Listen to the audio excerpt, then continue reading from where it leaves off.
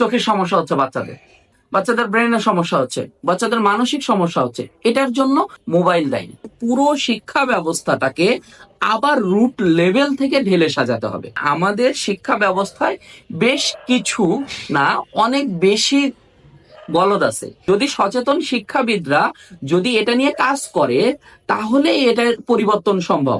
এবং প্রত্যেকটা সেক্টর থেকে আপনার প্রত্যেকটা মানুষকে উঠে আসতে হবে, শিক্ষা ব্যবস্থাটাকে ঢেলে সাজাতে হবে, শিক্ষা ব্যবস্থাতে সবচেয়ে বেশি গুরুত্ব দিতে হবে। যখন আপনি শিক্ষা ব্যবস্থাটাকে সবচেয়ে বেশি গুরুত্ব দিবেন তখন আপনি দেশে ভালো ডাক্তার পাবেন, দেশে ভালো ইঞ্জিনিয়ার পাবেন, দেশে ভালো শিক্ষক পাবেন, দেশের সব শ্রেণীর বেস্ট পার্সন গুলোকে পাবেন। এখন দেখেন বাচ্চারা মোবাইল মুখী। এখন একটা বাচ্চা যখন ক্লাস মনে করেন যে 1-2 তে পড়ে, সে বাচ্চা মোবাইল অ্যাডিক্টেড হয়ে যায়, তাকে পড়াশোনাতে কতটা আপনি ফিরিয়ে নিয়ে আসতে পারবেন এটা আমার বোধগম্য নয়। কিন্তু যদি রুট লেভেল থেকে আমাদের সময় মানে এই যে ইন্টারনেট অনলাইনের যুগ, যেমন এটার সুবিধা আছে এটার কিন্তু অসুবিধা আরো বেশি। সুবিধা দেখা যাচ্ছে আপনি 10%, অসুবিধা পাচ্ছেন 70%। আপনি রিসেন্টলি একটা নিউজ এসেছে, অস্ট্রেলিয়াতে 16 বছরের নিচের বাচ্চাদের জন্য মোবাইল ফোন, স্মার্টফোন সম্পূর্ণ নিষিদ্ধ করে দেওয়া হয়। চোখের সমস্যা হচ্ছে বাচ্চাদের ব্রেনের সমস্যা হচ্ছে, বাচ্চাদের মানসিক সমস্যা হচ্ছে, এটার জন্য মোবাইল দায়ী। তো আমাদেরকে ইলেকট্রনিক ডিভাইস মুখী না করে বাচ্চাদেরকে যদি পাঠ্য বইমুখী করা যায় এটা হচ্ছে বেস্ট। এই জন্য আমাদের কারিকুলাম করতে হবে।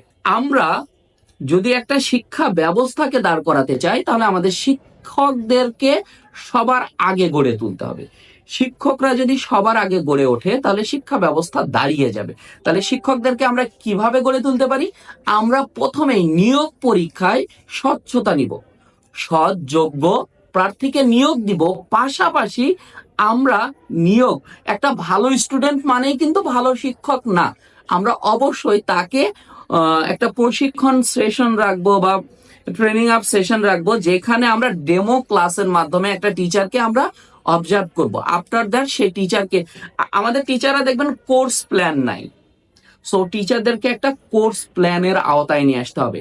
যখন আপনি টিচারকে ট্রেন আপ করবেন না, যখন নিয়োগ বাণিজ্য করবেন এবং যখন দুর্নীতিগ্রস্ত শিক্ষা ব্যবস্থা হবে, তখন আপনি ভালো কিছু আশা করতেই পারেন না। আপনাকে সবার আগে শিক্ষা ব্যবস্থা ঢেলে সাজাতে হলে সবার আগে নিয়োগ ব্যবস্থাতে স্বচ্ছতা নিয়ে আসতে হবে এবং ট্রেইনড আপ টিচার লাগবে। আফটার দ্যাট আপনার পরীক্ষা পদ্ধতিতে হতে হবে একদম স্বচ্ছ। অনেক সময় দেখা গেছে ম্যাথ টিচার যে নিয়মে করাচ্ছে সেই নিয়মেই করতে হবে, ক্লাসে এসে এটার জন্য ফোর্স করতেছে। কিন্তু দেখেন ওই বাচ্চাটাকে আপনার ব্রেইনটা কিভাবে এনগেজ করে ফেললো। একটা ম্যাথ আমি কিন্তু 2-3 ভাবে করতে পারি, তাহলে আমার উচিত ওই বাচ্চাটা যেভাবে কমফোর্ট ফিল করতেছে সেভাবে ম্যাথটা সলভ করি, তাহলে ওই বাচ্চাটা কিন্তু বেড়ে উঠবে। কিন্তু ওর বাড়ার আগে আমরা তাকে আটকিয়ে দিচ্ছি, তার প্রতিবন্ধকতা সৃষ্টি করতেছে। যখন একটা বাচ্চা প্রতিবন্ধকতা পাবে তখন সে বাচ্চা সামনে এগিয়ে আসবে না। তো তারপরে শিক্ষার একটা পরিবেশ, আমি মনে করি স্কুলগুলো কোনো রাজনৈতিক স্থান না, সেখানে রাজনৈতিক যে কোনো ধরনের কথাবার্তা সম্পূর্ণ বন্ধ থাকবে। কলেজের লেভেলটাও রাজনীতি অফ রাখা গেলে সেটা খুবই ভালো।